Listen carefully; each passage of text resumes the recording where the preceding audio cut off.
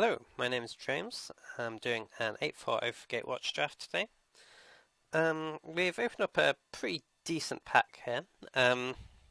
So our rare is Sphinx for the Final Word, which is a great finisher. Very, very hard to interact with flying and hexproof.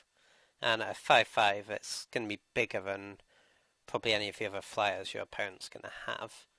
The other option would be just to take Oblivion Strike, which is a very fine removal spell at common. I think the best common in the set.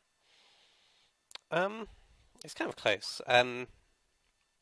See, the power level on the Sphinx is very, very high, but it is a 7-drop. I think we want to take it anyway, though. Like, I really like the inevitability this card gives you. And the fact that it's immune to spot removal makes it pretty tough to beat, I think. I'm a fan of the blue Devoid decks as well. Speaking of, we just got past two really good blue Devoid cards in Dimensional Infiltrator and Blinding Drone. So it's a pretty good rare. 2/1 Flash Flyer for 2 is very good. And the other ability actually becomes kind of relevant later in the game.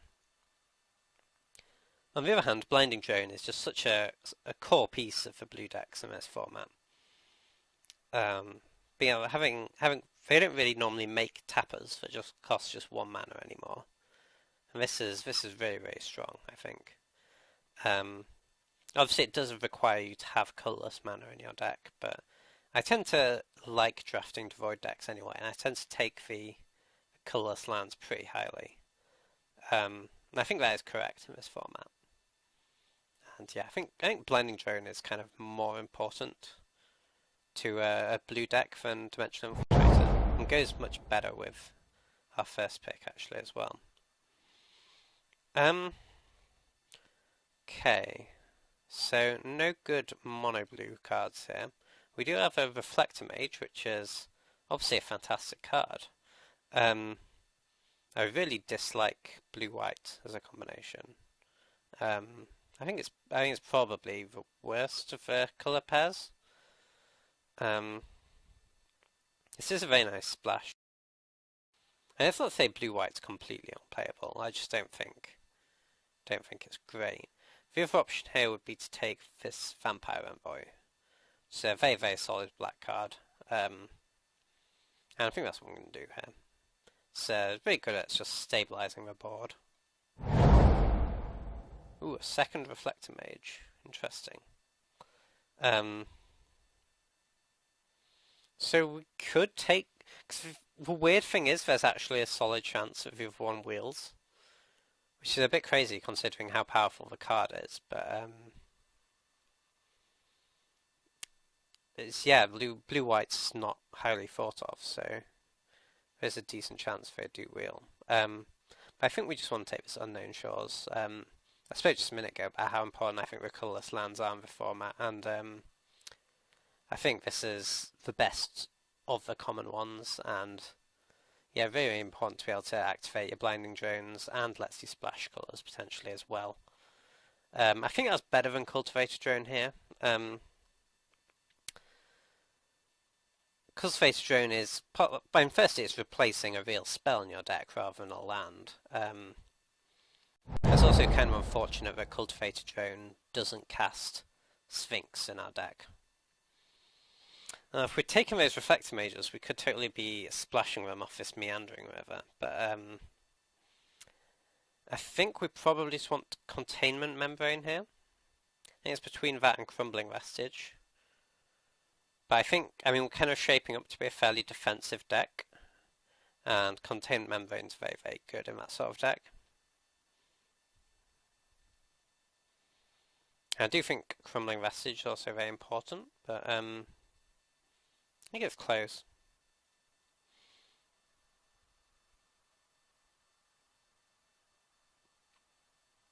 I'm going to take the Crumbling Vestige, actually. I think it's quite important to take these lands early. You don't want to be sort of scrabbling around for them later on in the draft. Okay, this is a Wall of Resurgence. I'm kind of tempted to take that here. Like, we're not seeing much black, and if those reflector mages do wheel, we could definitely move in on blue-white. I don't like Oath of Jace, so we're not missing out on much. Okay, this is a very late Lagak, but it goes very, very poorly with what we've got going on at the moment. So I think I'm just going to take this sweep away. Ooh, okay, this is a very late Havoc Sower. I think this card is quite strong. We'll take another sweep away. Happy to see that. Okay, I think this was the first Reflector Mage pack, so not a massive surprise to see it hasn't wheeled. I'll take this Unnatural Endurance, 7 cards. There's combat, I mean, this isn't really a deck where you're looking to pick up too many combat tricks, but I think this is a good one. The only other option would be Slip Through Space, but I think you generally tend to get as many of those as you need. Although, it is very good with Havoc Sower, actually, Slip Through Space, so I think for that reason I'm going to take it. Like, because you can get this to be really, really big later in the game, and make it unblockable is really strong. Not much for us here, I'll just cut the black card.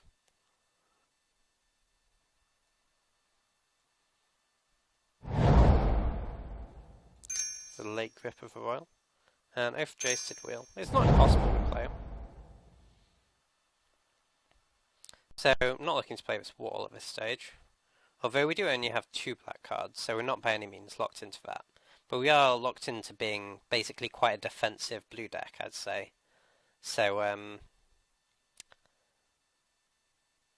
blue-black just sort of tend to lend itself to that quite well. Ooh. Okay, this is a really nice thing to open for what we've got going on at the moment. Deep Farm Skulkers are really great rare. There's also an Oblivion Strike, which would be fantastic in our deck. I think it's very close, actually.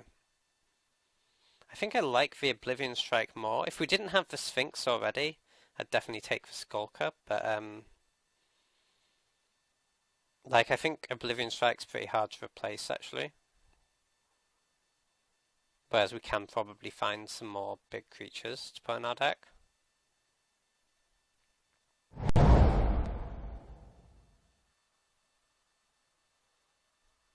Okay. Best card in pack's Immolating Glare.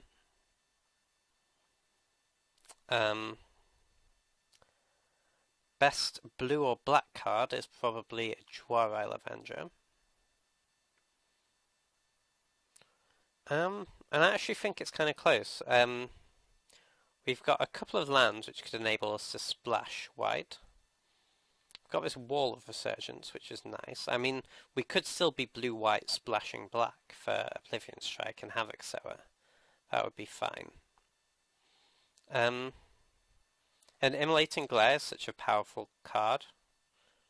I think I'm going to take it here. Okay, another Blinding Drone's a really great pickup. Just what our deck needed. Yeah, I'll take a Roiling Waters. Solid card. A little better than Unity of Purpose, I think. Okay, yeah, I think I'm going to take this Reflector Mage. I mean, there's really nothing else for us in the pack, and I think if we pick up a Fixing, we could well end up playing it. So normally I'd be taking a Cultivator Drone here. The problem is that the 2 things we want to ramp into, neither of them are cast by Cultivator Drone. I think we have to take it anyway, just because we have 2 Blinding Drones and currently only 2 colourless lands. But it's not ideal in our deck. The other possibility would be to take this Jwar Avenger. It's kind of close. We could do with... This is a card we're kind of lacking. Yeah, I guess we take it here. Okay, I think here we have to take Warden. Not an exciting card, but we've got 2 7-drops we want to cast, and we've got 2 Blinding Drones, so does a lot for us, despite being, in terms of power level, pretty poor. So I'm going to put the Wall of Resurgence back in. Like we could definitely have a stage either be blue-white, splashing black, or just straight blue-white, or just straight blue-black.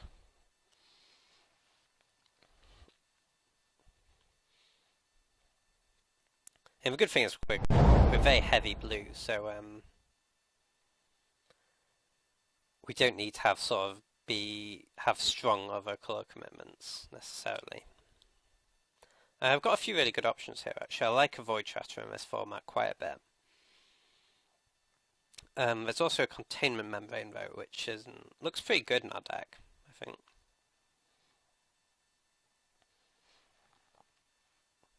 I think we can do better than Cultivator Drone. Just because it doesn't cast our big stuff. I'm going to take this Containment Membrane actually.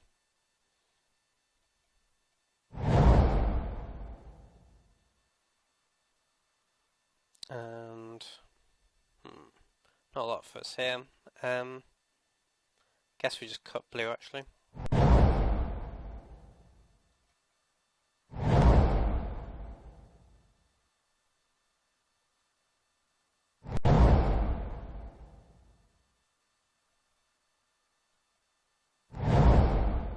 Let someone put a Bone Saw in their deck if they want to.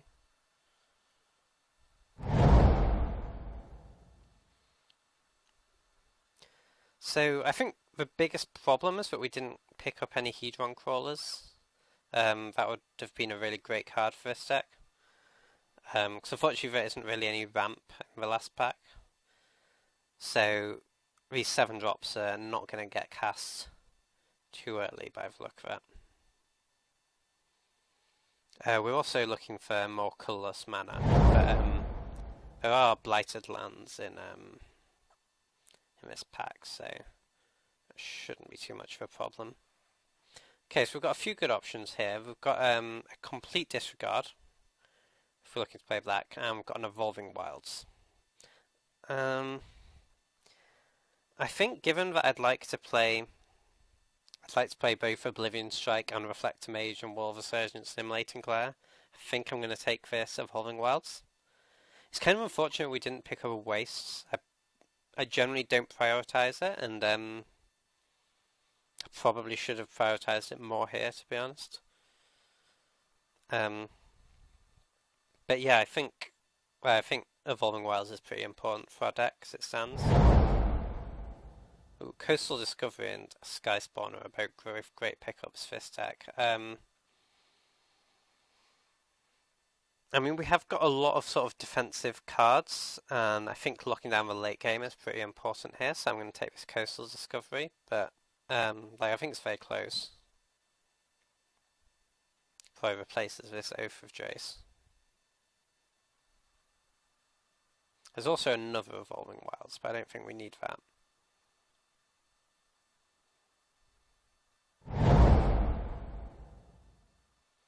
Okay, there's an Ulamog's Reclaimer, which is great if you can activate it. We only have one way to exile though, I think, at the moment, just Oblivion Strike, so I'm not going to take that here. I think it's just a pretty clear Kozilek's Channeler. Lets us ramp into Sphinx or activate any of our colourless stuff. I think just take an Anticipate actually here. It's between that and the Blighted Step, I think, but I like one Anticipate quite a bit in a deck like this. And I'll take this Deathless Behemoth. Very strong 6-drop. Got a Cloud Manta here.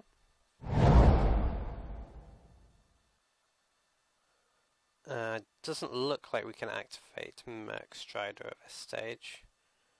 I'll just take a Transgress Mind. Spawning Bed's a great pickup for this deck, actually. I think we're just about getting our colour source. We've got 1, 2, 3, 4, 5 colour sources, which is just about enough. I think I'm cutting this Envoy at this stage. But I kind of like the Havoc Sower and the Oblivion Strike.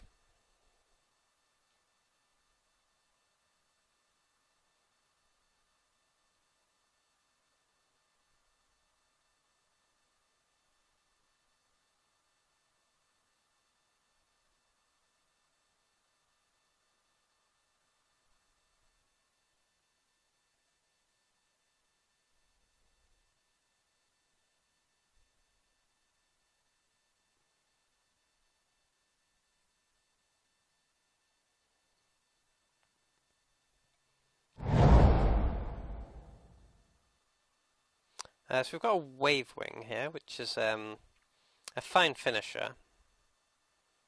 Just makes us slightly less reliant on Sphinx. I don't think we can play the Nullifier. And we could play on the Splash, I suppose. And my thinking is just that like Havoc Sower is kind of better on turn 9 or 10 than Nullifier is. Like, Nullifier isn't going to do a lot there. It might be playable. Take it. I'm not mad on Wave Wing in this deck.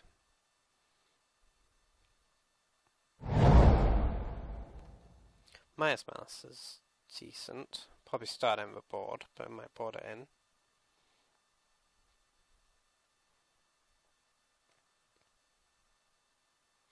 I know Oath of Jace is generally regarded as pretty much unplayable. I think I like it more than most people. It's not a great card, but I think it's got some merit.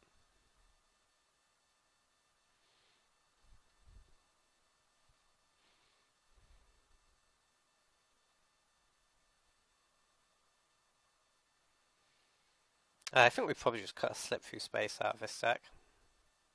I think the Reclaimer is probably fine. We'll have to see how the mana works out, but it seems okay. Ooh, I'll definitely play this Fortified Rampart. Expect to see that back. Maybe we don't want this actually. Like, I think splashing the Havoc Sower and the Oblivion Strike's fine, but like, as I say, the Reclaimer does get a lot worse later in the game. We'd obviously just be playing it as a Flash Flyer. There's no chance of activating it. So yeah, I think we just cut a Slip Through Space. Yes.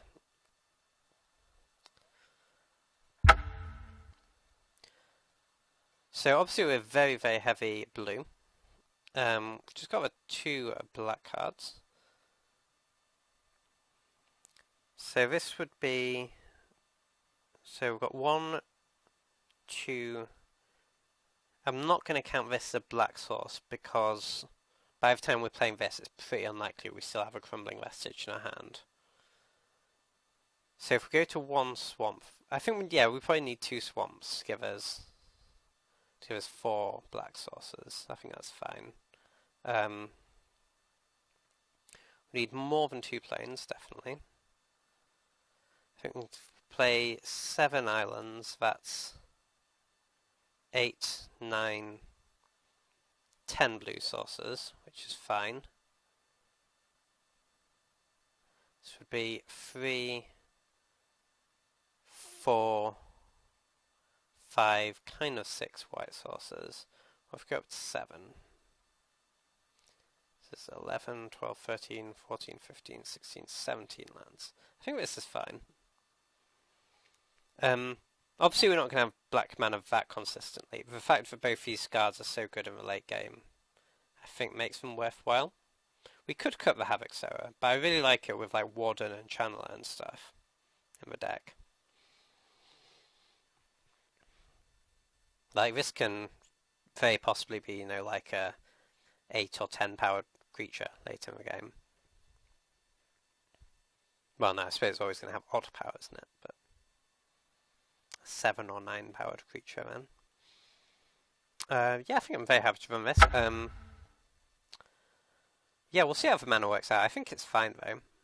And we've got some good defensive speed in our walls, and a few good finishes, so I think it should work out alright.